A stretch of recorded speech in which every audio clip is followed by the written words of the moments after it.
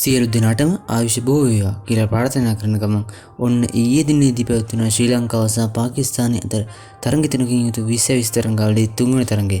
මෙම තරඟාවලියේ ප්‍රථම තරඟයේ පාකිස්තාන කණ්ඩායම ජයග්‍රහණය කරද්දී දෙවන තරඟයට වර්ෂාවෙන් බාධා එල්ල වුණා. ඒ අනුව දෙවන තරඟයට මෙන් ඊයේ තරඟයටද වර්ෂාවෙන් බාධා එල්ල වුණා.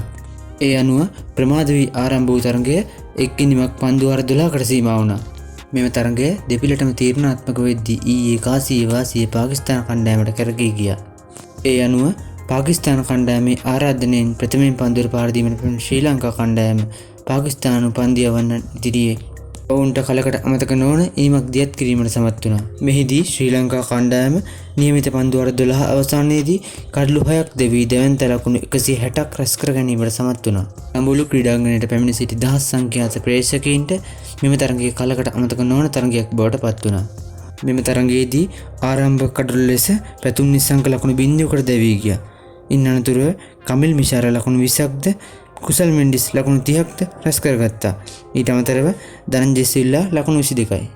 චරිත අසලංක ලකුණු 21යි. මෙම තරගයේ අවසාන පන්දු වාර කිහිපයේ පැමිණි ශ්‍රී ලංකා නායක දසුන් ශානක පාකිස්තාන පන්දු යන්නන්ට කලකට අමතක නොවන ඉනිමක් දියත් කිරීමට සමත් වුණා. ඔහු පන්දු 9ක් තුළ 6 පහර 5ක්ද සමගින් ලකුණු 34ක් රැස් කර ගැනීමට සමත් වුණා. ඔහු අවසාන පන්දු වාරයේ යොමු කළ මොහමඩ් වසීම්ගේ පන්දු වාරයේ ප්‍රථම පන්දු තුනටම පිට 6 පාරවල් 3ක් ලබා ගැනීමට සමත් වුණා.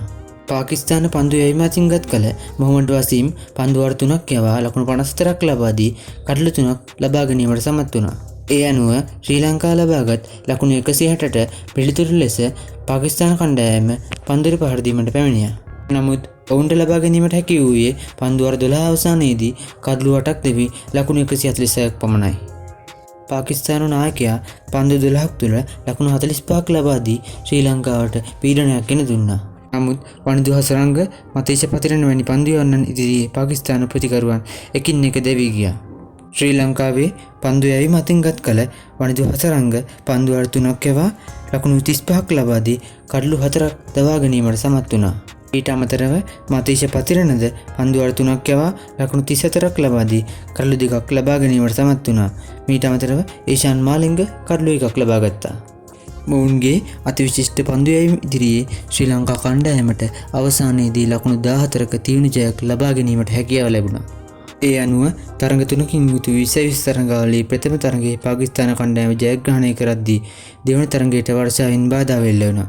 ඒ අනුව ඊයේ දිනේදී පැවති තුන්වන තරඟයේ ශ්‍රී ලංකා කණ්ඩායම ජයග්‍රහණය කිරීමත් සමග තරඟ එකට එකක් ලෙස සමවීමට කණ්ඩායම් දෙක සමත් වුණා. ඊයේ දිනේදී පැවති තරඟයේ වීරයාට හිමි සම්මානයේ වනිදු හසරංග දිනා ගැනීමට සමත් වුණා. වනිදු හසරංග මතේෂ පතිරණ වැනි පන්දු යවන්නන් යවූ විශිෂ්ට පන්දු වාර සහ දසුන් ශානක ජනිත් ලියනගේ වැනි ප්‍රවේගකාරී පිතිකරුවන් දියත් කළ ඉනිම් නිසා මෙම තරඟයේ නැරඹීමට දඹුල්ල ජාත්‍යන්තර ක්‍රිකට් ක්‍රීඩාංගණයට පැමිණ සිටි ප්‍රේක්ෂකයන්ට කලකට අමතක නොවන තරඟයක් බවට මේ පත් වුණා. පෙබරවාරි මාසයේදී පැවැත්වෙන T20 ලෝක කුසලානයටද මෙම ජයග්‍රහණය ඉතාමත් වැදගත් වෙයි. ඒ අනුව මෙම තරඟාවලිය ගැන ඔබ මොකද සිතන්නේ? ඔබේ අදහසක් කමෙන්ට් කරන්න. මෙවැනි වීඩියෝ දිගටම නැරඹීම සඳහා අපේ channel එක subscribe කරලා bell icon එක all දාලා තියාගන්න. එහෙනම් යාළුවනේ තවත් වීඩියෝ එකකින් හමු වීමට බලාපොරොත්තු වෙමින් අදට සමු ගන්නවා සියලු දෙනාටම ජයග්‍රහී සුබම සුබ දවසක් වේවා.